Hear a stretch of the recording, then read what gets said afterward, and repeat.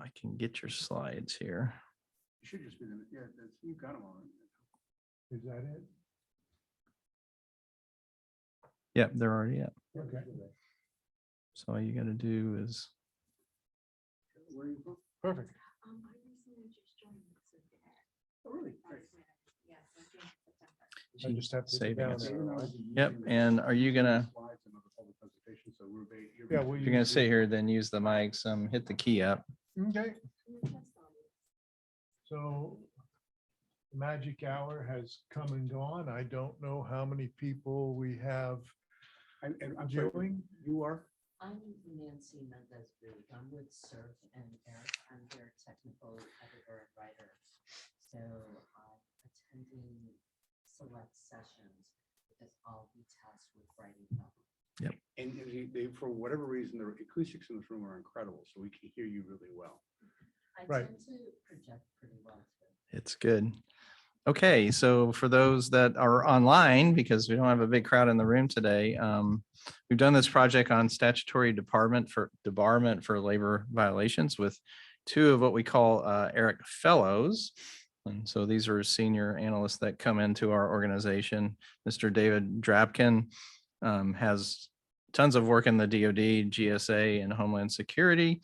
And then Mr. Christopher Yukins is in public procurement law. And in this project, they're sponsored by Mr. Jeff Grover, who's a senior procurement analyst with contract policy for the Defense Pricing and Contracting Organization in OUSD. So I'll turn it over to both of you.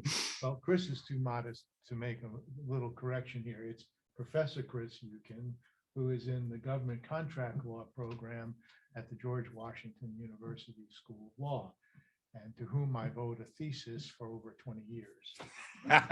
We're old friends. So we're going to talk to you today briefly, Chris and I, about one of the projects, or two of the projects that we were asked to do by the Department of Defense for the HASC and the SASC. One was on a study of bid protests in the Department of Defense with a focus on agency level bid protests. And the other was on the use of mandatory debarments for labor law violations, specifically the FLSA, the Fair Labor Standards Act. The status of our work is Chris and I have delivered our debarment report to the HASC and the SASC. We delivered it on the due date, the 30th of September. The report is embargoed by the HASC and the SASC because they are currently in the process of negotiating the FY23 NDAA, National Defense Authorization Act. And there is legislative language that has been proposed in both the House version of the bill and the Senate version of the bill, which has not been resolved on statutory debarments. Our second report on bid protests was delivered to the Department of Defense on the 30th of September, but that didn't satisfy the congressional requirement itself. It was the basis upon which the SecDef is to prepare a response to the HASC and the SASC. And currently DOD is projecting delivery of the SecDef's response around the 30th of November. It's in process. So if I could just pipe in here. So one of the management issues we've had and that we didn't get to with Karen and Kevin. Tom, did you have a chance to sit in their presentation, when Karen and Kevin gave their presentation and all? Yeah. So one of the open questions from a management perspective is how do we deal with pop fly questions that come up, with research questions that come up? Because as you can see from these studies, what we are producing, what we are publishing is driven ultimately by the Armed Services Committees, what they are comfortable releasing. It really is, we are serving them, which is absolutely fine. I think for very complicated reasons, absolutely fine. The problem is sometimes they don't have report size questions, that they have little questions. One way is to deal with this contractually, and I only wish we had the contracting office in the room, because then we could talk to her about this, might be through an IDIQ structure, Joelle, setting up an IDIQ structure where there could be task orders issued against the standing contract to deal with a small research problems. But Joelle, just so you know, we are really, because of we are so well versed in the DoD culture and in the Hill culture. We are very comfortable working within these constraints, where ultimately the release of our reports is driven by what the Armed Services Committee, that's absolutely fine. Then the question is, how do we meet the needs of the Armed Services Committees and the Defense Department on a sort of pop fly basis? And also complicating it is when the HASC and the SASC task the AIRC to respond, they can create the authorization, but they don't give the department the money to do it. So the department has its own challenges for figuring out where they get the appropriations to pay for these reports. So in our two reports example, they were able to use acquisition workforce funds to fund our two studies. And they could only fund them through the 30th of September, which is good because that's when our responses were due. But it does complicate Chris's point, which is, I think if you had Karen and Kevin present and other staff members, they would tell you they would like to have more access, but you know, their process is to go through the legislative process, which is an annual type event. Chris, you want to talk about this slide on the? Sure, but just want to also follow up on it too. The other thing too is that we're all academics, and so we really don't care about money. So we took the original funding from the protest study, and suddenly something came up in the debarment study. We just cut the funding in half, and we used it for the debarment study because we really don't care. This is largely public service anyway. So there's a lot of flexibility once a sufficiently flexible contractual system is in place. Okay, so these are the questions that were put to us in terms of the protest study. One of the things that the staff on the Hill really wanted to see was how disruptive protests are to contracting officials. And we talked about that issue at length. And we really couldn't, we said, if we were trying to study how much time contracting officers and lawyers think about protests, it would be this almost comical study, like we're putting these cameras on top of their heads or something. You couldn't really do it. And unfortunately, so we kind of elided over that question, but the reality is that in fact, many contracting officers shape their strategies based on avoiding protests. So we had a briefing at the procurement roundtable the other day from very senior acquisition people. And one of the questions that came up was whether or not questions of past performance should just be abandoned. The past performance evaluation should be abandoned and everything should be done under responsibility determination, because that is largely protest proof. And we see that regularly in acquisitions now. So this question is a good one. The problem is approaching it mechanically on a data basis would be impossible. You couldn't really find data, but it is structurally, there are things that are going on in the department that reflect an aversion to protests. So this is that is sort of an open question.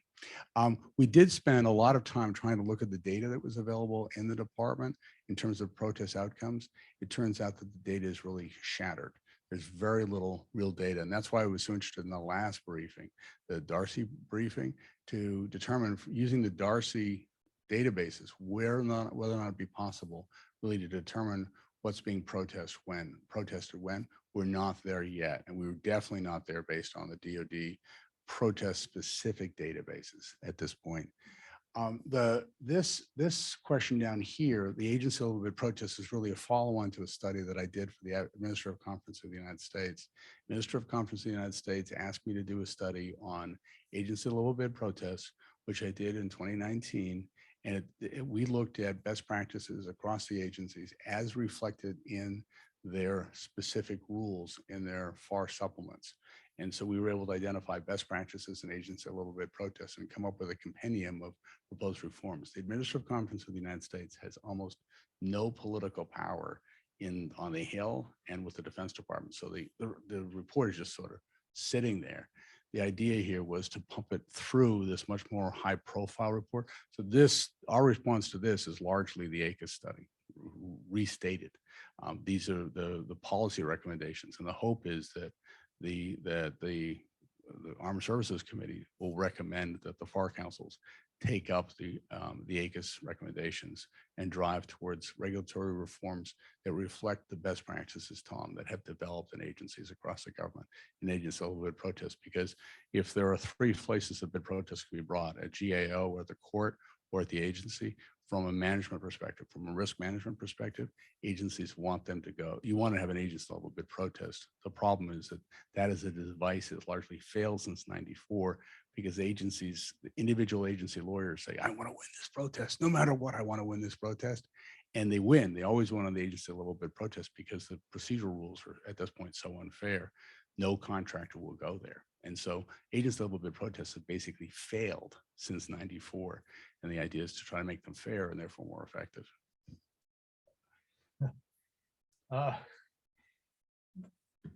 couple things. First of all, we did interview and use surveys with people within the department who were in the contracting business.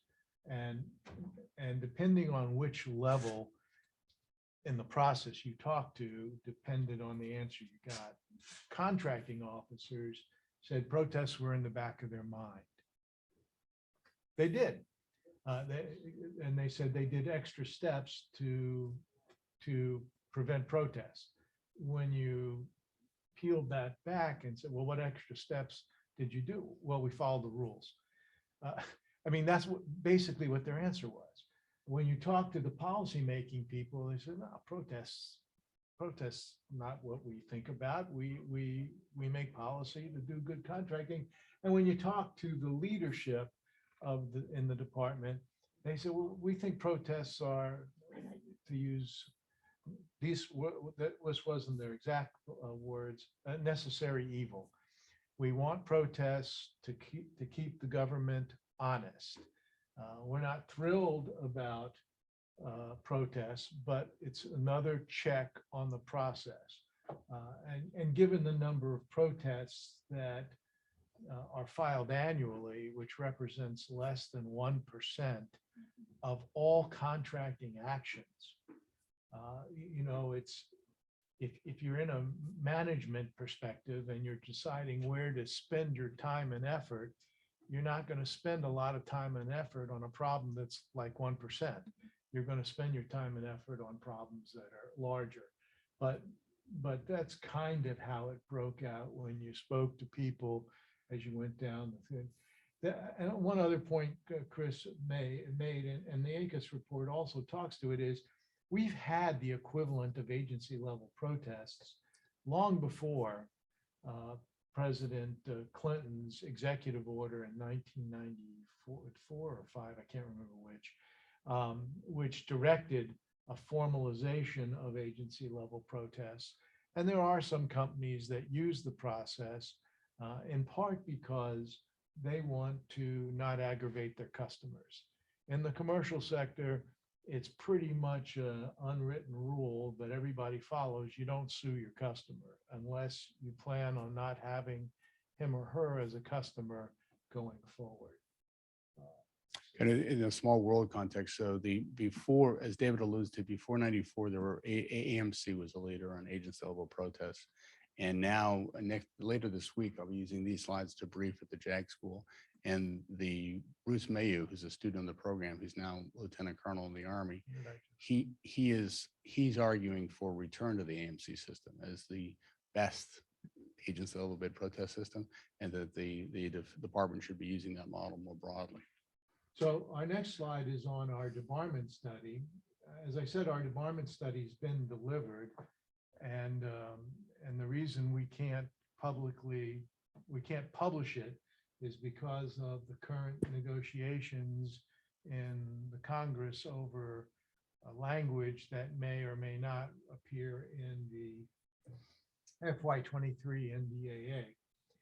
The debarment study was driven because a number of members in both the House and the Senate, when I talk about members, I'm talking about congressmen and senators, had come to the committee staffs and said, we don't want the government to do business with companies who are habitual violators of the labor statutes. You know, this is a law. If they're not following the law, why are we doing business with them? And they suggested that one of the solutions might be to use a statutory debarment provision, meaning that if you are found to have violated a identified labor law, then you would be debarred for some period of time, period. There's already one labor provision, the Services Contract Act, that calls for statutory debarment. And so we went and we talked to the Department of Labor, two parts of the Department of Labor, the Wage and Hour Division that really manages these statutes. And then we talked to Maine Labor. It's not like Injustice, but we talked to the other part of labor that handles the procurement debarments, non-statutory debarment requirements. We talked to the ISDC, which is a joint government committee of debarment officials across the whole government. We talked to people within DOD, their debarment officials, to try to get some sense on what their thoughts were on adding a statutory debarment provision. Chris pulled together some data guys who looked at the data to see what the data could tell us about debarments across the government as a whole, and more specifically in DOL under the SCA, which has a statutory debarment provision. You want to talk about that part? Sure. Well, we can't release the findings aren't really, Right. the findings on the analysis aren't available. We can't release them yet under the Constraints General Services Committee. But if I can just talk about it as an academic geek for a second. So one of the themes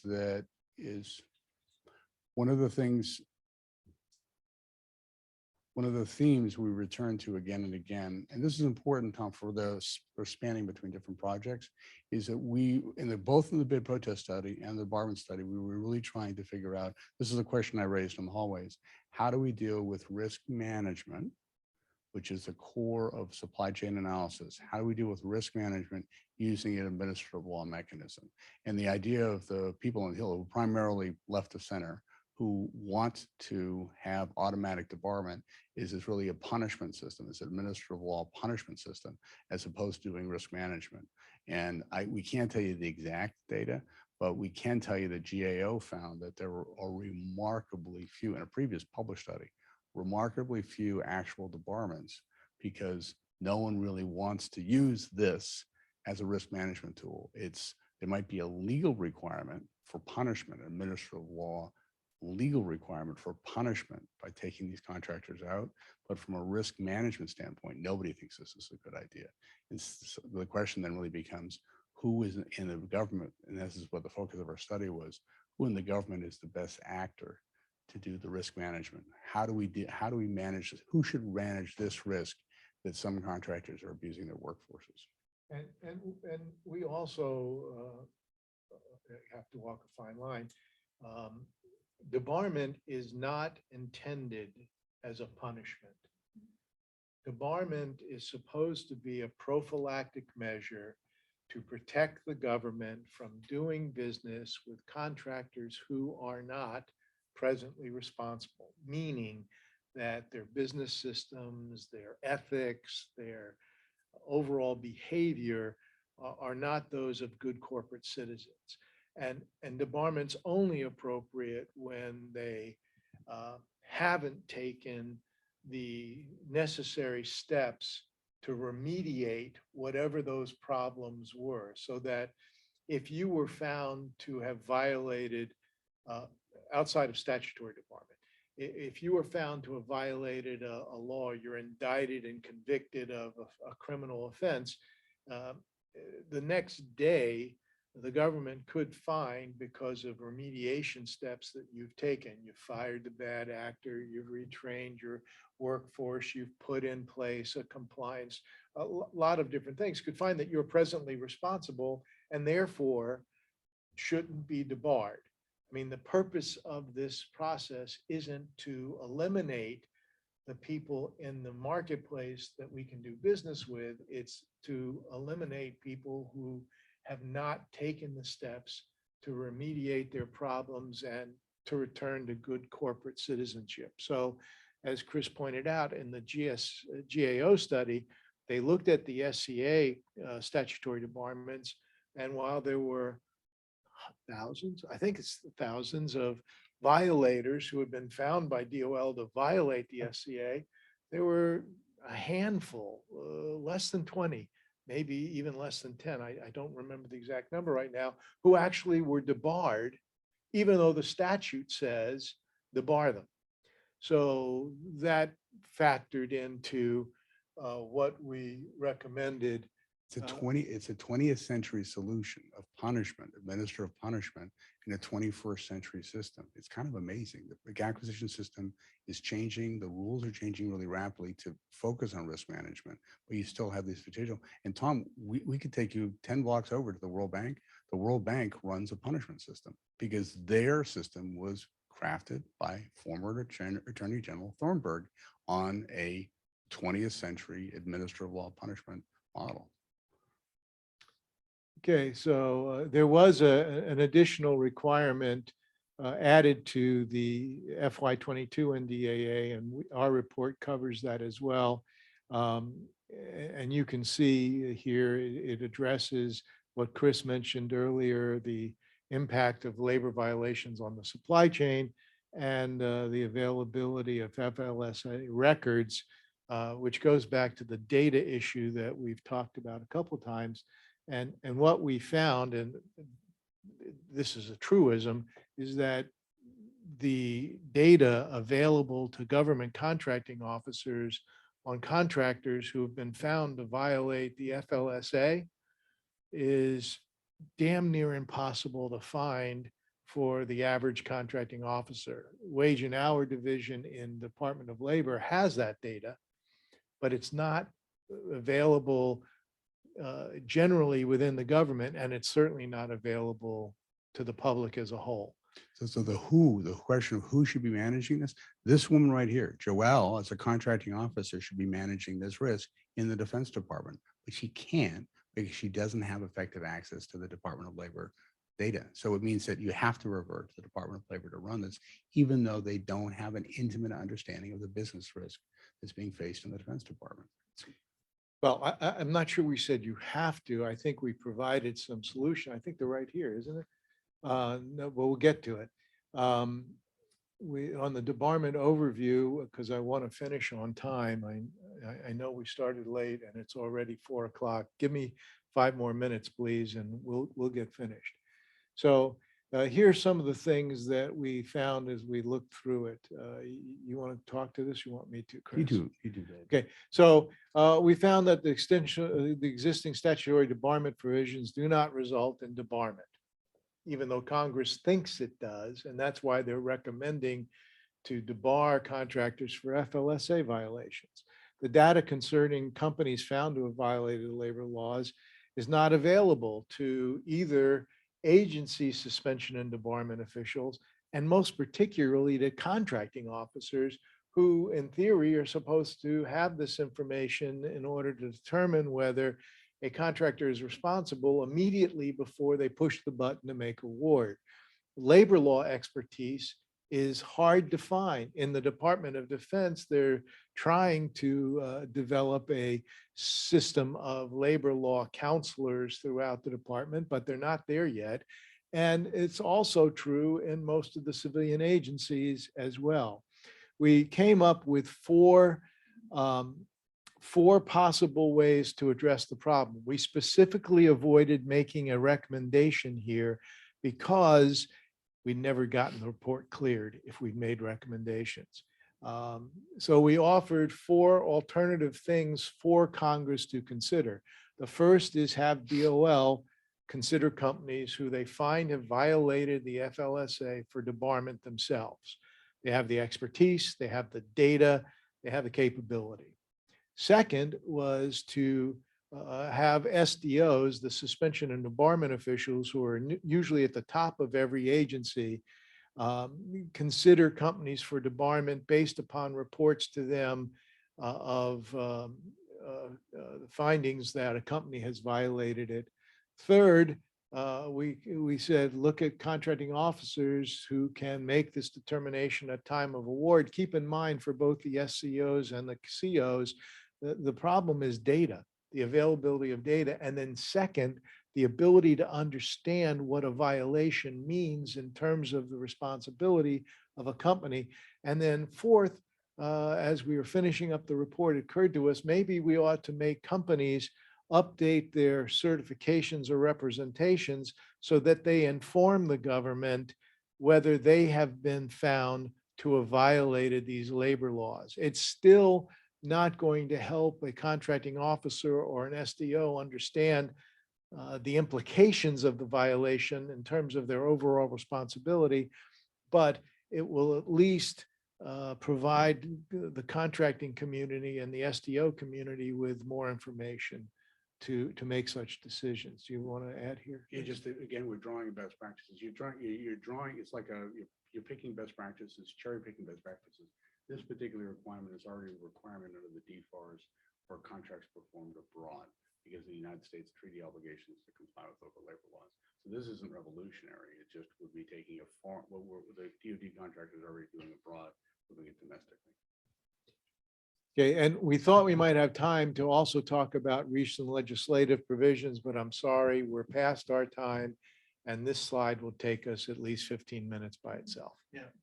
So thank you very much. If you have any questions about our study, please send emails to Chris or to me, or contact AIRC, and they'll be glad to. And to the extent we're able to talk about it, your question, we'll answer it. Keep in mind that we're still embargoed on releasing the report, and DOD has not decided what to do with the report we gave them on protest. Thank you very much. Thank you.